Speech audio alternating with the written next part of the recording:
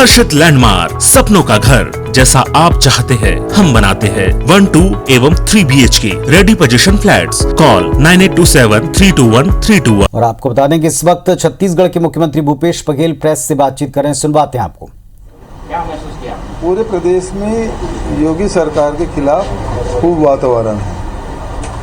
वहाँ के चाहे नौजवान हो, चाहे किसान हो, चाहे वो मजदूर हो, चाहे अनुसूचित जाति के लोग हों, व्यापारी हो, सारे वर्ग उससे नाराज हैं।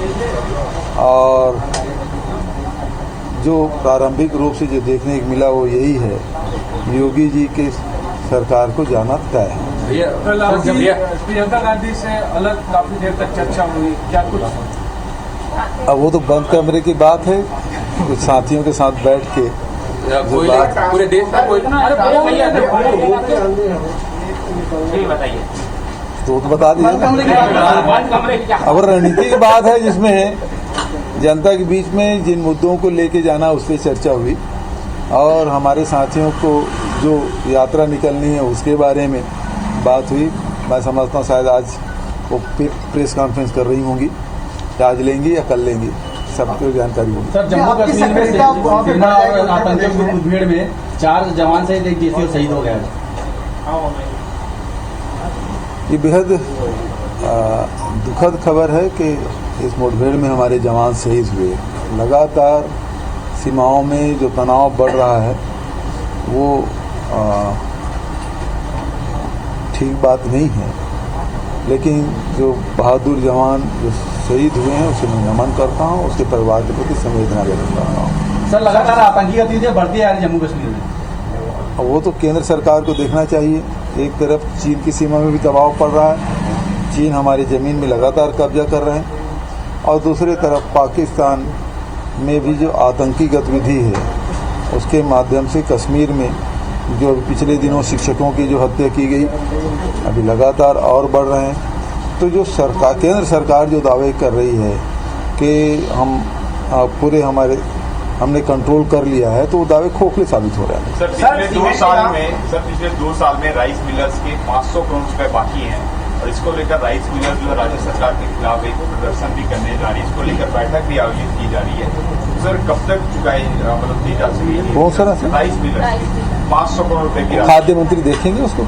सर, दाम लगातार बढ़ रहा है सर, सीमेंट के दाम लगातार बढ़ रहे हैं, कई लोगों को रोजगार की समस्याएं आ रही है। देखिए, एक तरफ ट्रांसपोर्टरों की जो मांग है वो, और दूसरे जो सीमेंट प्लांट है उनके बीच का विवाद है, और इस विवाद को लगातार सुलझाने की कोशिश जिला प्रशासन की ओर से किया गया। पिछले दिनों जो ट्रांसपोर्ट मिनिस्टर है उन्होंने भी बुला के बात की है, और दोनों पक्ष से बात करके ही समस्या का निदान खोजा जाएगा। पूरे देश में कोयले का संकट है, छत्तीसगढ़ में भी कुछ प्लांट बंद हो सकते हैं, कुछ 3-4 दिन के स्टॉक है। कोयले के संकट, देखिए, केंद्र सरकार एक तरफ दावे करती है कि कोयले की कोई कमी नहीं है, दूसरी तरफ पावर प्लांट लगातार बंद होते जा रहे हैं। तो जो केंद्र सरकार जो दावा कर रही है तो उसमें तो कोई सच्चाई है ही नहीं। पावर प्लांट भी बंद क्यों हो रहे हैं? और एक तरफ आप देखें कि पूरे देश में खाद की कमी हुई, चाहे वो मध्य प्रदेश हो चाहे छत्तीसगढ़ हो, किसानों को खाद नहीं मिला। उस समय भी आपूर्ति में ये लोग कमी किए, अब कोयले की भी पूर्ति नहीं कर पा रही। आखिर केंद्र सरकार कर क्या रही है? जो विदेश से कोयला आ रहा था वो भी बंद हो गया, रासायनिक खाद आ रहे थे वो उसमें भी कटौती हो गई। तो केंद्र सरकार कर क्या रही है? किसानों के साथ और देश की जनता के साथ लगातार, ये तो मान लो बिजली का, कोयला का आपूर्ति कम होगी, बिजली का उत्पादन प्रभावित होगा, उसमें न केवल उद्योग प्रभावित होंगे, परिवहन प्रभावित होगा, किसान प्रभावित होंगे, क्योंकि अब रबी फसल अब लेना है, उसकी तैयारी सब किसान कर रहे हैं। बिजली नहीं रहेगी तो सिंचाई किस प्रकार से करेंगे? ये सारी बातें हैं। लेकिन जहाँ तक छत्तीसगढ़ की बात है, अभी मैं ECCL के अधिकारियों से और जो रेलवे के अधिकारी हैं उनके साथ, और हमारे जो बिजली विभाग के अधिकारी और CS, ACS के साथ मैंने मीटिंग की कि छत्तीसगढ़ में कोयले की पूर्ति निर्बाध गति से हो, ये सुनिश्चित किया जाए। और मैं समझता हूं कि उन्होंने मुझे आश्वस्त किया है कि छत्तीसगढ़ में कोयले की आपूर्ति निर्बाध गति से होगी, और रेक की कोई कमी नहीं आएगी, क्योंकि पिछले दिनों देखने में आ रहा था कि रेक में ये लोग कटौती कर रहे थे। तो रेलवे के अधिकारियों ने भी आश्वस्त किया है कि छत्तीसगढ़ में न कोयले की कमी होगी, न परिवहन में कोई गड़बड़ी होगी। सर, बीजेपी लगातार राशन घोटाले का आरोप लगा रही है कि केंद्र से गरीबों के लिए जो मिलता लगातार धरना प्रदर्शन कर रही है। 10,000 करोड़ कोई कहता है, 15,000 करोड़ का घोटाला हो गया, गरीबों को राशन मिला नहीं। रमन सिंह जी वो डायरी में जो लिखा था ना सीएम मैडम, उसके बारे में बता दें। और फिर नेता प्रतिपक्ष पीआईएल क्यों लगाए, उसकी जांच जब कर रहे थे, एसआईटी गठन किए तो उसकी जांच भी क्यों रोक लगाने की मांग की।